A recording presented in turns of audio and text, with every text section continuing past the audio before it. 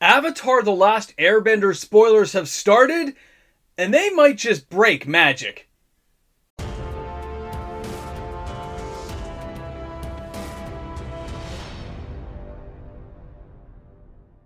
Now, before we dive into the amazing Avatar: The Last Airbender spoilers season, I want to let you know that this video is sponsored by Kakapopo TCG. Guys, some amazing items to store for your Magic cards. These things keep them protected. They are great quality. Check out the Kickstarter. The links are inside this video. Now, let's go ahead and start looking at Avatar.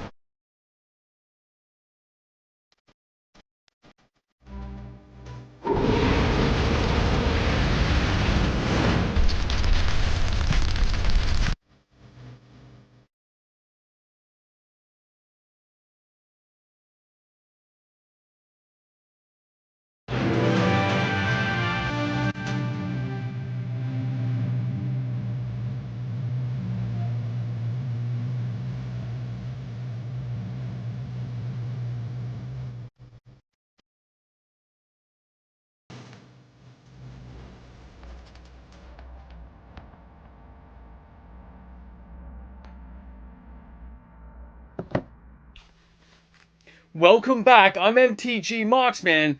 Let's talk about Avatar. Let's get into this. Now, I want to start off by letting you guys know I was very impressed with the cards they shared with us for the beginning of this spoiler season. I had made comments in the last couple of weeks that if they didn't come out with a strong showing, it could almost doom the set before things even got started. So the cards they're sharing with us, the mythics, the ones that are going to fit into other formats like Commander and of course Modern, Pioneer, as well as Standard, they've given us a good array of cards, and the power level actually seems really, well, stronger than I would have expected. Guys, let's dive in here and take a look at the first card. This is Wan Shi Tong, the Librarian. Now, this thing is, of course, a bird spirit. It is 2 blue plus X. It has flash, flying, and vigilance. When Wan Shi Tong enters, put X +1/+1 counters on him, then draw half cards randed down. Guys, that's already a powerful mechanic, especially in the last minute ditch effort to get cards you need, but it also takes off from there, meaning this thing gets played more than just Standard, and yes, do expect to see this in Standard. Whenever an opponent searches their library, put a +1/+1 counter on Wan. Guys, that's crazy, because you also get to draw a card for each time this happens. So you think about all your opponents in a Commander game, this card almost seems like an auto-include. It looks very powerful to me, even though it starts out weak, just like we saw with the Super Shredder. It's going to start out weak and work its way up. This is a card that's threat level may not be determined right away, but it is a card that caught my interest. Seems to look like it's going to have a lot of playability to it, and I'm very interested to see what other players come up with when they look at a card like this. Now, when we dive into our next card, we got to take a look at the Badger Mole Cub. Now, the Badger Mole Cub is a low casting cost. 1 green, 1 other for a 2/2. When this creature enters Earthbend 1, target land you control becomes a 1/1 creature with haste that's still a land. Put a +1/+1 counter on it. When it dies or is exiled, return it to the battlefield tapped. So it's a creature for a second, it dies, becomes back to a land. Very nice. Now, whenever you tap a creature for mana, add an additional green mana. Let's not forget that the Llanowar Elves are still out there. There's a lot of things that can tap for mana, and this just adds a little bit extra consideration when looking at where these cards are going. Yes, I get this card's a mythic, but this seems very powerful to be playing in Standard, and it looks like it's going to find a home in multiple decks. Now, if I dive over and we take a look at our next card. Now, there's 2 here I want to share with you. Neither one on its own is very powerful, but it's interesting to look at. Now, Energy Bending for 2 is an instant lesson. The lesson mechanic coming around again in so many cards, very, very powerful. Now, the lesson mechanic does state that lands you control gain all basic land types until the end of turn. Then you get to draw a card. So it's 2 and you get to draw a card.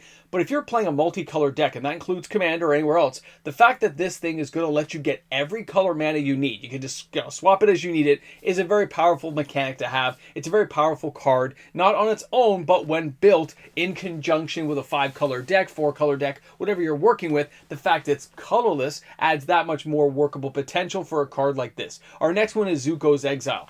Now again, cards like this are interesting because they are colorless. It is going to work with Ugin, right? From, the Eye of Storms. When you look at this card, an instant lesson, exile target artifact, creature, or enchantment. Its controller creates a clue token. You can sacrifice the clue, you draw a card. But it's the idea that when this thing comes out, it's going to trigger Ugin.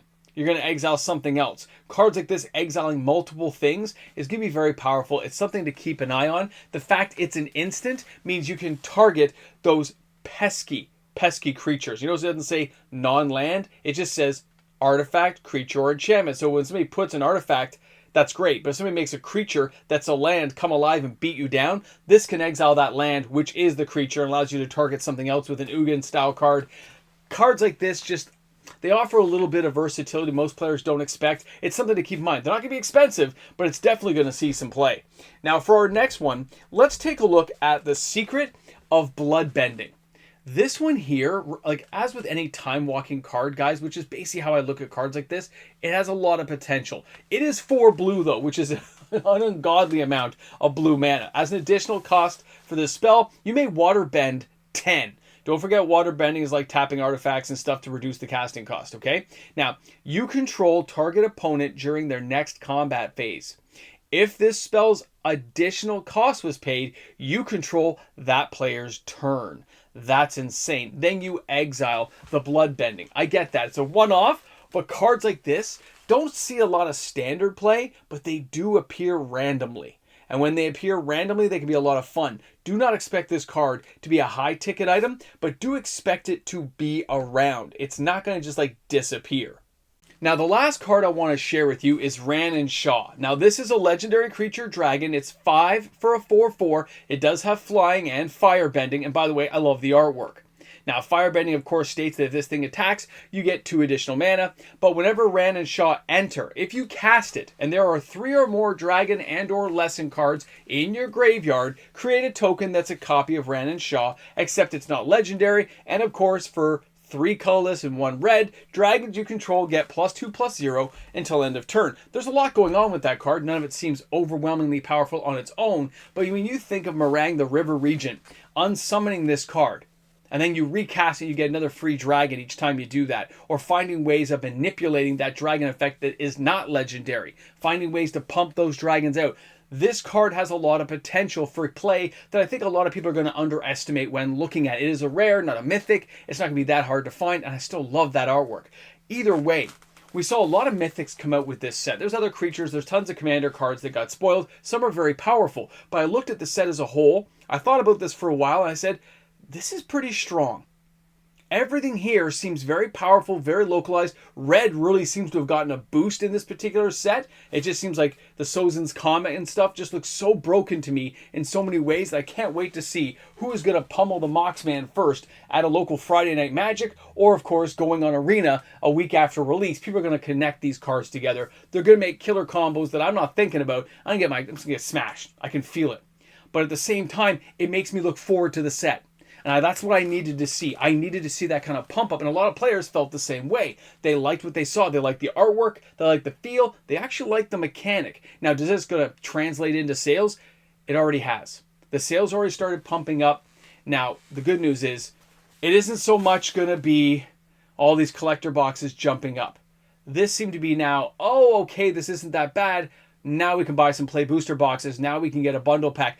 Other things have started to move, and that's a good sign for the set. It's a good feel for what's going on with this set. Either way, I wanted to share that with you guys. I wanted to dive into this with you. I hope you enjoyed today's video. I hope you drop some comments in the comment section. Thanks again to Kakapopo TCG. Guys, awesome to have us doing this again. I mean, they got some amazing products. I can't lie. All natural wood boxes and stuff. Amazing stuff. Thanks again for stopping by the channel. Thanks for being here. And you know what? We'll be back tomorrow with another video. Hey guys, thanks again for stopping by the channel. Thanks for being here. If it wasn't for patrons and YouTube membership members like you, well, content like this would not be possible. So thanks again for being here and supporting the channel. Avatar looks like it is going to be insane. I'm kind of getting spicy with it. I'm thinking all kinds of crazy thoughts, which is a good sign for my magic health. See you guys tomorrow. Have a great day. Welcome back to the Ramble Jamble. You made it. I'm glad you got the memo. Avatar's looking good. Now, I did say, when I recorded this video, that we didn't see a tremendous amount of collector box sales. They are starting to ramp up. Okay, I got to tell you that here at the end because there's like a little bit of a lag time between editing and putting things together. When I checked the sales to verify, they're a lot higher than I would have expected. People like what they saw. It looks like things are headed in the right direction. A little bit faster than I thought. We're nowhere near like a Final Fantasy, but I think players are pleased, which is a good sign. Powerful cards. I wonder if bannings will come at some point, but you guys, you'll share your thoughts in the comment section. Thanks again for stopping by. We'll be here soon. We'll be back tomorrow. We'll be here the day after that, the day after that, and the day after that. You know why? Because it's fun. And you guys are awesome. Have a great one. Turn off the lights when you leave.